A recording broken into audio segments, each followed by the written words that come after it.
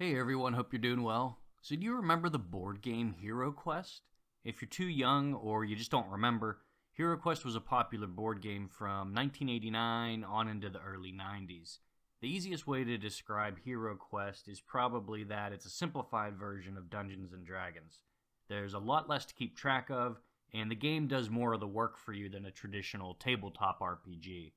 There are 4 pre-built characters, and the missions, or in this case quests, are going to be limited to the game board that comes in the box. The dice are also pretty simple, with only a handful of symbols. That's not to say that the game should be described as a dumbed-down version of D&D, though. It's just easier to play, which is restricting, but at the same time involves a lot less hassle and ambiguity. The game also lends itself to creativity, too, though. You can map out your own quests and even create your own characters if you want, both of which I did when I was a kid. At any rate, HeroQuest was a fun fantasy-based board game that had its day in the sun about 30 years ago. So why bring it up now? Well, for one, more people should know about the game because it's just a good time, and there's actually a crowdfunding campaign by Hasbro that's going on right now for a re-release. But we're here to talk about the NES version of HeroQuest that never saw the light of day. Well, at least the full version didn't. A prototype was found and dumped at some point, and as a fan of the board game, I was interested in trying it out. I wasn't expecting much, really. It's an unfinished NES game that's based on a board game. Not exactly a recipe for thrilling entertainment, but still, when a prototype of an unfinished game pops up, seeing what might have been is always intriguing. As I experimented with the menus and gameplay here, I found myself pretty impressed with the ambition of the developers. Don't get me wrong, this game is definitely not finished, which I'll get to in a moment, but had this game been completed, I think it would have been a pretty faithful adaptation of the physical board game. You can play 1 or 2 players and control up to 2 characters on the board. This seems a little limiting, as it would have been nice to control all 4 of the characters. Many NES games had limitations like this though, so it's hard to figure out if it was a technical issue. The menu choices here are okay enough though, including a password system which would have come in handy with this type of game. You'll see why a little later on. You can also name your characters, which is a nice touch. All 4 characters from the board game are represented accurately. The barbarian is the strong guy, the wizard is the magic guy, the elf is a combination, and the dwarf can disarm traps. You can even pick which spells to roll with before you begin. As you can see, there's a lot of story here, which I appreciate, but the font is god-awful.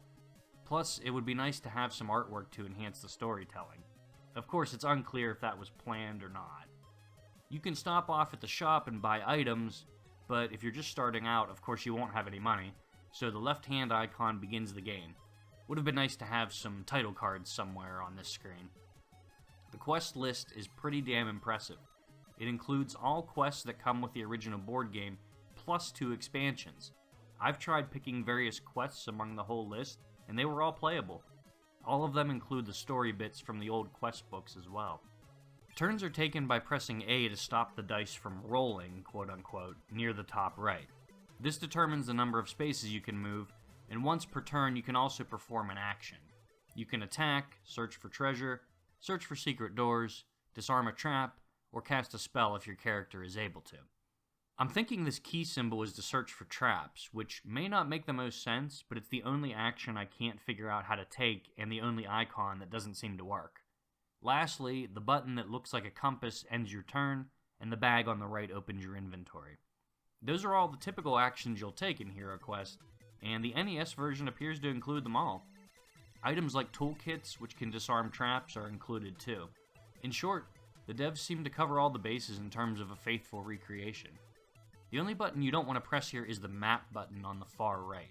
This crashes the game. Playing the prototype, you'll still get brief glimpses of the map between turns, but you'll have to really pay attention before it goes off screen. Another thing I noticed was my barbarian get knocked out of the game after losing 1 hit point, which clearly isn't supposed to happen. These are obviously symptoms of an unfinished build. Beyond this being a prototype, there are some issues I feel the game would have had even if it was eventually completed. The combat is pretty unsatisfying.